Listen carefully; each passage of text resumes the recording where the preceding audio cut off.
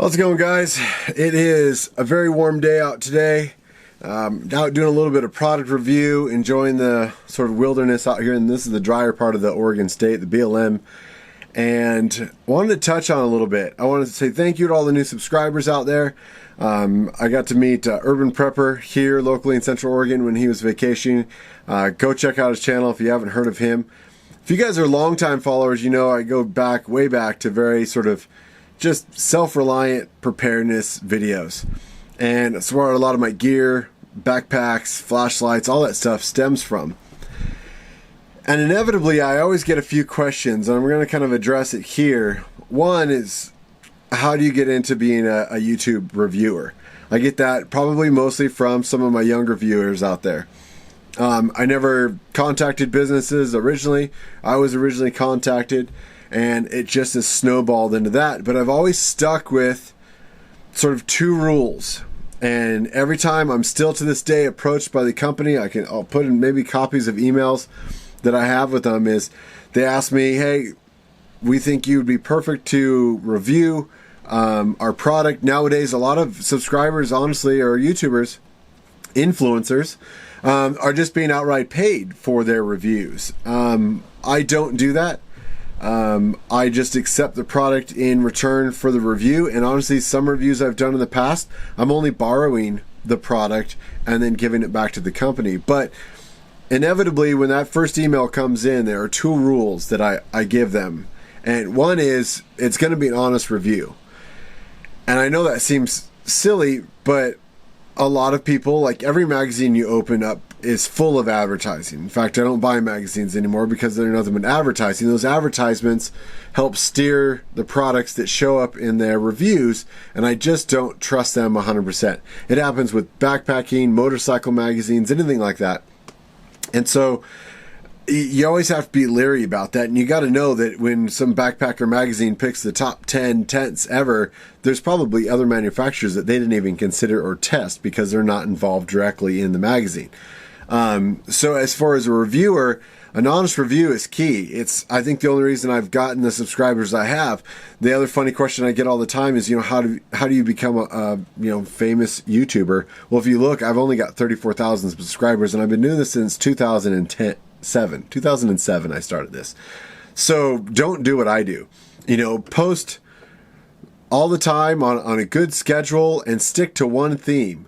If you follow my channel because you're watching this video, you know that I've gone from prepping to outdoor survival to motorcycles to now adventure vans to dog training videos. I film what I enjoy, and hopefully you guys enjoy that and I can take you along on my adventures. But saying that, I have a very incredible job in the wintertime where I work on an expedition ship down in Antarctica off the peninsula, the South America. And I will put up videos about just short little snippets about my experience, what I saw and some of the wildlife, and they'll probably get 300 views. Yet the flashlight review that I'm preparing today probably get 3,000 views or more within the first week. So it's that mindset. It's what you're looking for. So like I said, don't do what I do if you're trying to become a famous YouTuber. The second thing that I email these companies about, one, it's an honest review. If you don't want me to do an honest review, please don't send the product. Now, saying that, if there's an issue or a defect with the product, I always give the company a chance to rectify it. In fact, sometimes I do that without them even knowing that it's me, just to see how their customer service is. But number two, the review is going to happen on my own timeline.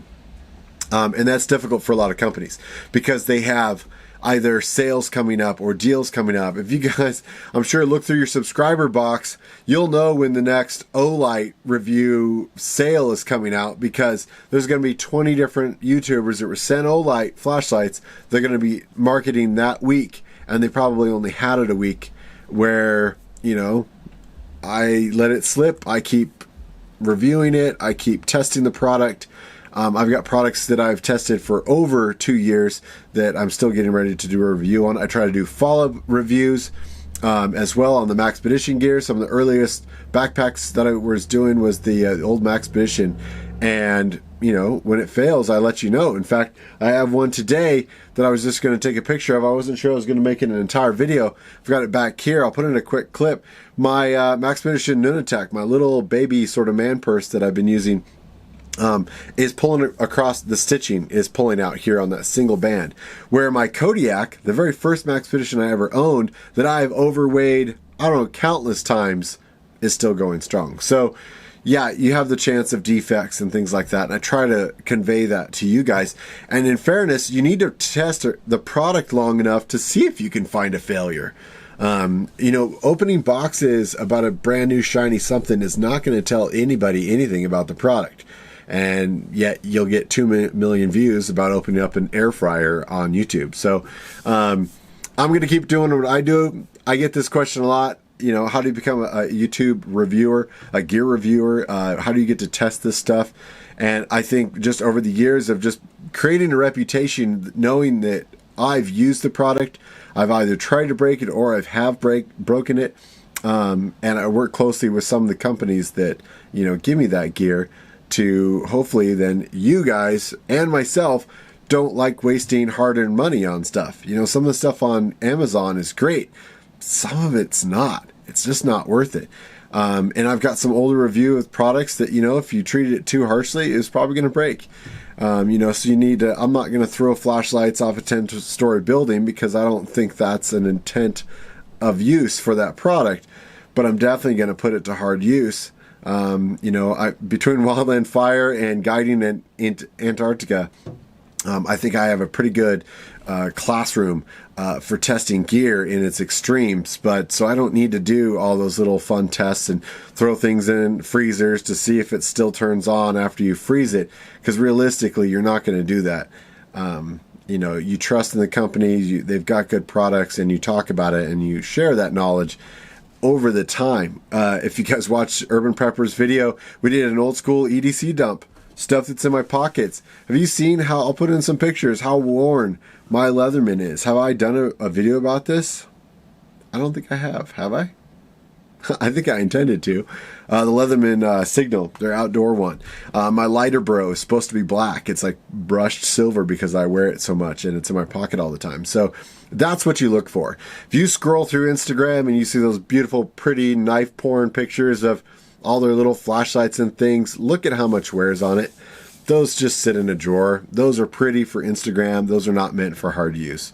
If you guys have any questions, feel free to put a comment down below. Send me an email. Go to my website. You can leave a comment directly to me, and I'll get you back through email that way. But otherwise, guys, we'll see you down the road. It's Wandering Beast. Take care.